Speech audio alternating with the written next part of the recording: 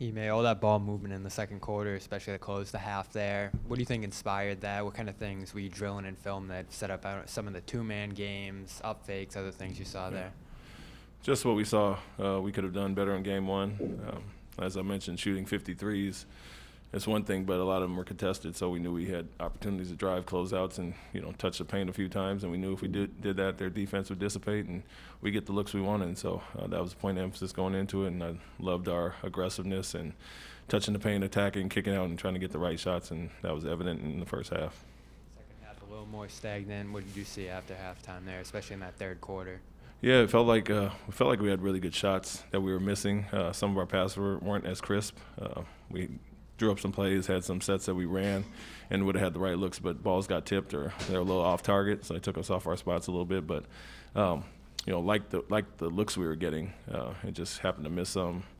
I think there was a little bit of a lull in the game at times with, I don't know if it was all the replays and and the reviews and all that, but credit them. They upped their intensity a little bit. They made an adjustment in the second half, not closing out as hard, and we adjusted that and kind of got it back in the fourth quarter. Ime, more than matched the physicality of Milwaukee, especially in that first half. Was that a point of emphasis as well over the last couple of days? Yeah, that was the thing that we really talked about in game one, where we've been a bigger physical team all year and didn't love how we didn't react to them being physical, picking up full court and some of those things, and took us out of our sets. So we adjusted well. We learned some things from game one, and it felt like we knew we didn't react accordingly to the way they were playing. And so two big teams, but we haven't kind of been out-muscled like that all year, and I think our guys took pride in that, took that to heart, and we knew we would come out with the right effort tonight. How important were those mid-ranges to start the first quarter, especially Jalen getting three of those to fall? Yeah, that was another point. They obviously want to protect the paint. We shoot over 30% of our shots from mid-range, and on the season only took 17% in game one. So we knew those were open. You don't have to over-penetrate and, drive into the bigs or take the three only. We have two really elite mid-range shooters, and we welcome those shots, especially when they're back in that drop. So talked to Jalen and Jason specifically about that. We wanted to set better screens and free them up, and we knew we'd have those looks, and they knocked them down. Jalen kind of had a rough game one, a lot of turnovers, inefficient shooting. What do you think were the keys for him bouncing back from that? And then how eager did you think he was to kind of respond after that performance? Yeah, his pride, we knew he didn't have his best game. Marcus, Jason as well. Like I said, we were a little off kilter offensively for sure with them picking us up. So just to be aggressive, free up some things. We saw some things on film that we knew we could free up and get these guys good looks. First part being setting our guy up, kind of taking away their ball pressure, and then really setting screens and holding them tonight. We slipped out of way too many, and guys were in our rear view contesting, and so we didn't get the clean looks that we wanted last game. But for Jalen, he's a guy that's always going to bounce back and play well. He's traditionally done that when he's had a bad game, and so we expected that from him and Jason tonight. Ime, you stuck with the seven-man rotation without Smart there. Was that the plan going in? Was that more gut feel by you? And also, going to Grant very early in the first quarter there, obviously he gave you guys a huge game there. What did you see out of him on both ends? I didn't hear the first part. Without who? Without Smart. You guys went to the seven-man rotation. Yeah, Daniel played a few minutes last game, and it was more so who they have in the game, rotation-wise, and what lineups we like, so we didn't go to that tonight. Flipped Grant to the three, so we took some of those minutes that Marcus was there, and obviously paid Peyton and Derek a lot more. But went to a bigger lineup, but really spun those three bigs instead of kind of going to Tice tonight. And more so than anything, Derek and Peyton, we understand what they're going to do for us on the defensive end. We don't lose a lot as far as that. It's hard to say with Marcus being Defensive Player of the Year, but we don't lose anything schematically or coverage-wise with Derek and his size and versatility. So we went to a shorter rotation as far as that. Knew we had these 3 days off coming up and could play guys a little heavier minutes. Two things. First off, how was Jalen's hammy? And was him coming out the end, was that just a strategic thing on Giannis at the rim, or was that his hammy? Yeah, he's obviously, it may tighten up during games. He's playing heavy minutes, and really at the end of the game, we really wanted to get him out. He only sat out 2:45 of the third quarter, and then we brought him back in to start the quarter, and he ran that 9-minute stretch there. So being that we're up, in the 16-18 range, we wanted to get him out. And, we had a lot of stoppages so we could run them a little longer due to the timeouts and due to the reviews. And more so than anything was just getting him out because he ran a heavy amount in the second half.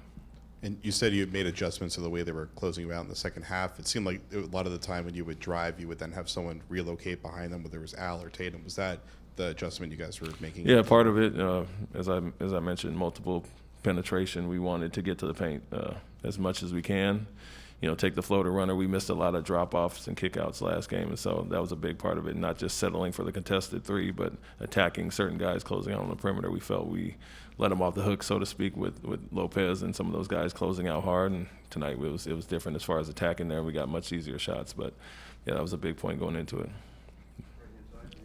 Ime, could you sense right after the game that that game one, the way your team was going to come out in this one? Did you feel it over the course of 24 to 48 hours right before the game, the way that they started?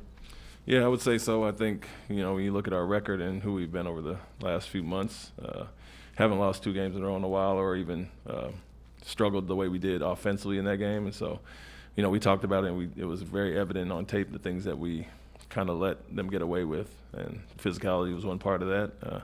Maybe the Brooklyn series not being as physical or defensive-minded team caught us off guard a little bit, but we looked at it and we talked about being 32-8 in the last 40 and not losing 2 games in a row, coming back with the proper effort off of losses, and we expected our guys to respond like they did tonight. It seemed like Grant was frustrating Giannis early and then made some shots of his own. How much of a lift does him contributing that much give you guys in a situation like that?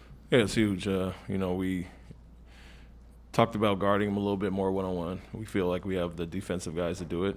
Obviously, he came out extra aggressive in the second half, but to score 28 on 27 shots, we were defending well initially.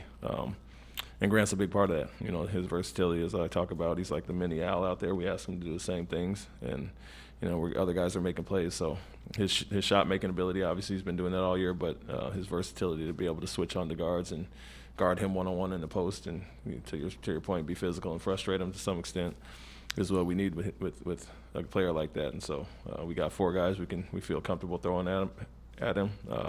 Jalen, Jason, bigger wings as well, so we can throw a lot of bodies, and that's one of Grant's main strengths is guarding guys like that, him and Al.